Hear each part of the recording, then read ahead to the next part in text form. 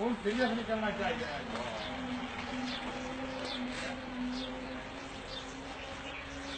बोल ओ बड़ा खाना अज अपनिया सारिया मझा साडे अगे ला दे।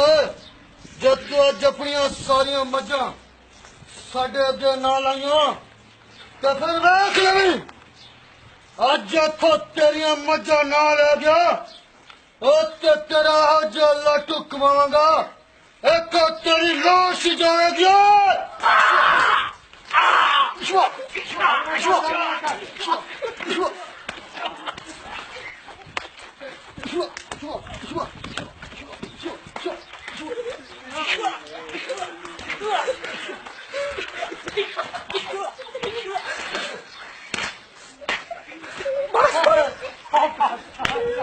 बस करो दिया मैं तेरा ऐसा लाटू घमा